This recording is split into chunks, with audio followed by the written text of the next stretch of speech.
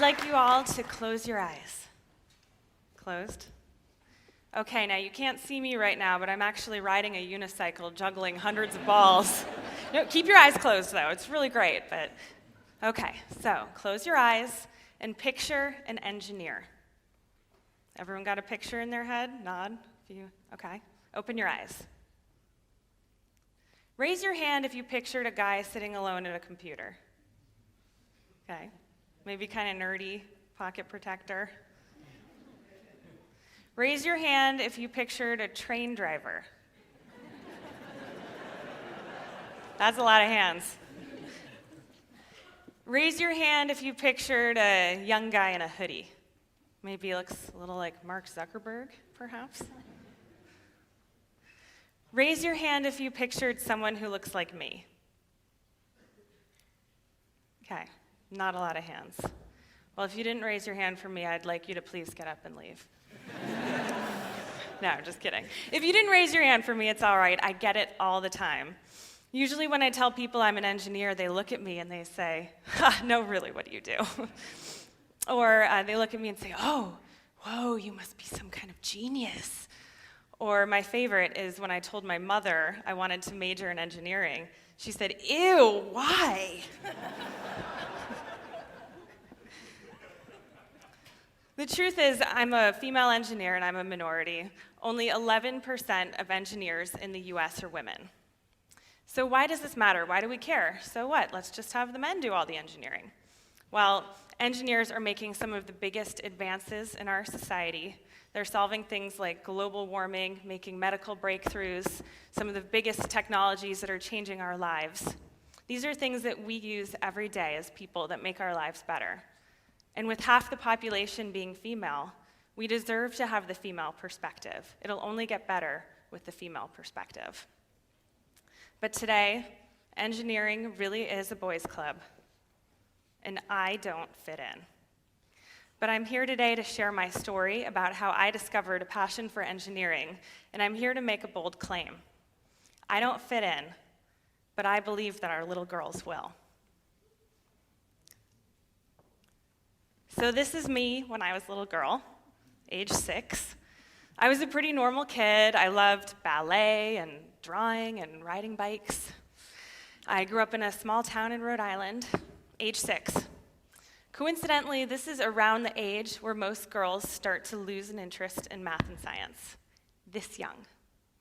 And it's interesting, some people think, well, biologically, maybe girls just aren't as good at those subjects, and that's just the way it is. You can't fight nature. Well, there was a study done very recently across 65 countries around the world where they tested boys and girls on the same science test. Around the world, girls outperformed the boys, but not in the US. What this study suggests is that it's not a biological thing. This is a cultural thing. And this is our culture. This is what we grow up in as girls, the toy aisle, the perfect example of our culture, where we are taught from a very young age that we want to become princesses. I remember when I was a little girl, adults would pat me on the head. Well, actually, I come from a Jewish family, so they would grab me by the punum and say, Debbie, you are so smart. Good for you. And I remember as a little girl being so disappointed, wishing that they told me I was pretty. I wanted to be pretty. I didn't want to be smart. And by the time my senior year of high school rolled around, I was applying to college, and I asked my math teacher to write my recommendation letter. And she said, okay, Debbie, well, what do you plan to major in? I'll write it in the letter. And I said, I don't know. She said, how about engineering? I think you would really excel in it. And I thought, engineering. I closed my eyes, and I pictured a train driver. I had no idea what engineering was, and I was way too embarrassed to ask her. I didn't want to sound stupid, but I thought, ugh, no way, ew, engineering. That's for boys, it's intimidating and boring, and why would she ever think that a creative, artistic girl like me would ever like engineering? No way. But I went off to Stanford, which was a big deal. In my high school, they actually announced it over the loudspeaker. And when I got to Stanford my freshman year, I had no idea what to major in. And that message that math teacher had said, engineering, you should give it a try, it stuck in my head. And so I thought, what the heck? I'm going to take ME 101, just give it a try, because I couldn't shake that advice that she had given me. And I was so worried that it was going to be my first F. I was terrified, but I went into the class. And in that class, I finally learned what engineering really was. And to my surprise, we weren't fixing train engines. In that class, we got to invent and design things. We had assignments like make a catapult out of a soda bottle and a piece of string and 5 paper clips and a piece of foam core. It was so cool and so much fun. And in that class, I learned that engineering is really the skill set to build anything you dream up in your head, whether it's a website or a mobile app to a bridge to a highway, anything. That's what engineers build. And what an amazing skill set, how empowering to be able to build whatever you want. But the problem was, I felt kind of alone. I was always one of a handful of girls in my classes, and I did not fit in. In fact, only 20% of undergraduate degrees in engineering and tech and science are awarded to women. So it's a real problem. But I stuck with it. I loved the major, and I wanted to do it. That is until I took an engineering drawing class. This was about halfway through my major, and I thought, engineering drawing, this is going to be great. I love art. Finally, I'm going to get to draw. The problem was in this class, you had to draw in perspective, draw in 3D. And for some reason, I had this total mental block. I was really struggling with the material. And our final assignment, we had to put our drawings up on the wall for critique. And you could tell, all the guys in the class, there were about 80 of them and 5 of us girls. The guys had scribbled their drawing 10 minutes before and slapped it up on the wall. Meanwhile, I had spent hours, the entire weekend, I didn't even go to any parties, working on my drawing. And when the professors went around the room and they got to my drawing, they took a look at it and they looked out into the room and they said, raise your hand if you think Debbie should pass this class. And I just stood there, beet red, humiliated, looking around. Some people are kind of half raising their hands. I was horrified. And they're like, come on, raise your hand if you think Debbie should pass the class. The room was silent. Finally, my good friend piped up and said, how dare you? How dare you humiliate her in front of this room? She obviously has put a lot of effort in, and it's your responsibility to teach her, not to make fun of her. Well, I'm glad he said that, but even still, the tears were streaming down my face. And I ran out of the classroom, and I thought, this isn't for me. I'm not naturally good at this stuff. Maybe I should just give up engineering. A lot of girls around this time in their college career think the same thing. But my friend came out, and he said, Debbie, don't give up. You can do it, and I'll help you. We just have to work hard together. You'll pick up this stuff. I know you will. So him and I used to go from that moment on to the library, and sometimes we'd be there till 3, 4 in the morning studying. And in that library, I saw all of those guys from my classes, the guys who I thought just knew it and it was so easy for them. They were there at the library at 3 in the morning. I caught them. And I realized that it's not about being a born genius. It's about how hard you work. This stuff takes a lot of work, but I worked really hard, and I redid that drawing, and I earned my degree.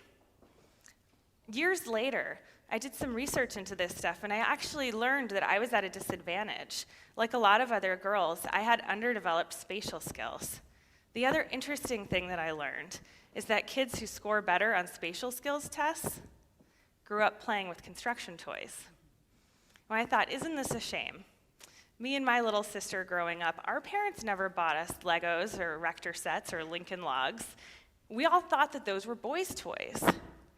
I thought, those toys have been marketed to boys for over 100 years, and they get them interested in math and science. Meanwhile, all we get are the dolls and makeup kits, and it's not fair. So I thought, well, I'm an engineer now. I have a degree. I can make anything I want now.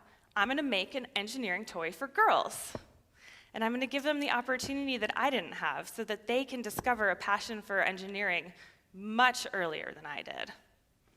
So I got to work. I quit my job, and I worked out of my apartment for months, making a prototype out of thread spools and wooden dowels, pieces I could find from the hardware store. I wanted to find a way to help girls develop their spatial skills. I did all of this research. I met with little girls, and I found something really interesting. I'd buy construction toys and watch them play with them to see how they could be improved. And time again, the girls would get bored with the toys. And so I'd say, well, then what is your favorite toy? And they'd run upstairs and they'd bring back down a book. And they'd say, I love reading, let's read together. So I came up with a really simple aha idea. What if I put those two things together? Spatial plus verbal, a construction set plus stories. And what if those stories were about a girl engineer character named Goldilocks? And as she goes on adventures, she solves problems by building simple machines. And so the girls read along and they get to build with Goldie. And it would bring in a role model, and it would bring in the narrative that they so love. I made this prototype, and I went around the Bay Area testing it on hundreds of kids. And it worked. I had little girls in tutus building belt drives. It was awesome. And I knew I was onto something. So I had all of these ramshackle prototypes in my apartment, and I'd been working for months like a hermit, not showering. And a friend of mine said, Debbie, do you want to take this to the next level? Do you trust me?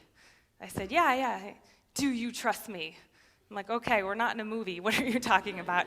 He said, you need to apply to this tech accelerator program. It is the most elite program in Silicon Valley. All the top engineers around the world vie for a position in this program. You need to apply. So I applied, and I got into the big interview day. And I walked into a room of Mark Zuckerbergs sitting there on their computers. Meanwhile, me walking in, the chick with the physical prototype. And I had a napkin over it because obviously I had to protect my intellectual property. And so I'm walking in there, and gosh, do I not fit in. And one of the guys pipes up and says, oh, did you bring us cookies? Well, my confidence was pretty shot, and needless to say, I didn't get into the accelerator. They didn't understand why on earth I would add a book. So they didn't get it.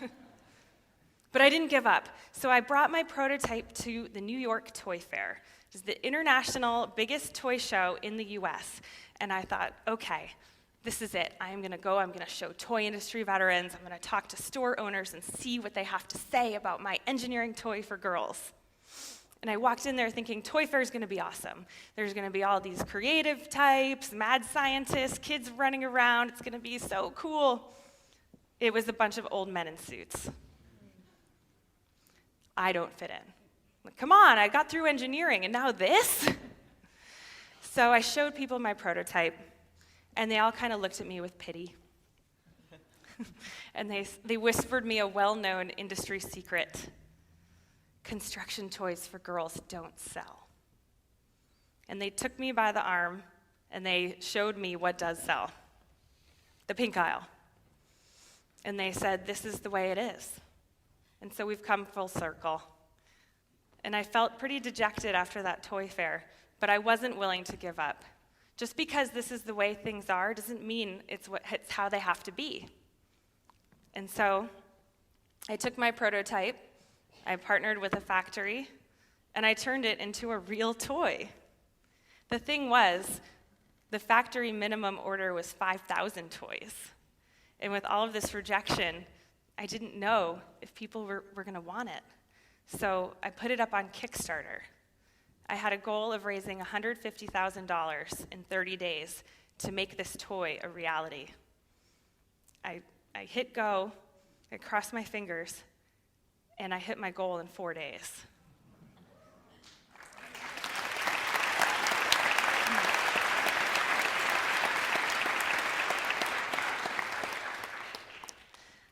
And our minimum production It didn't end up being 5,000 units. It ended up being over 20,000. I had stores calling from all over the world saying, my customers are coming in, they want Goldie Blocks. What is this Goldie Blocks? I had parents calling in saying, yes, my daughter is more than just a princess. I had press writing articles all about it. The world was waiting for this. They wanted this. The toy industry had it wrong. Yeah, sure, some girls like princesses and tiaras, and I like that stuff too. But there's so much more to us than that. There's so much potential. And for me, I couldn't be more happy to be putting my engineering skills into this product because it leverages not only the math and science that I worked so hard to learn, but it also leverages my creativity. And engineering is such a creative thing, and I never knew it. And it's so fun for me to get to use my creative voice and my artistic skills as a part of engineering. And it's so important that we include that perspective. And the other thing that's so great about it is engineering is for people. We're designing things for people. So how fun for me to get to spend my time playing and learning with little girls and understanding what their needs are and designing things for them. It couldn't be more rewarding. Our toys are now hitting the doorsteps of thousands of girls around the world. I just got an email from a mom who said, we love playing Goldie Blocks. My 4.5-year-old, halfway through the game, looked at me and said, Mommy, am I an engineer? And her mom said, yes, sweetie, you can be. You can be anything. For so long, for so many years, I felt like I didn't fit in. But now, I feel like I belong here. I feel like I belong, and our little girls do too. Thank you.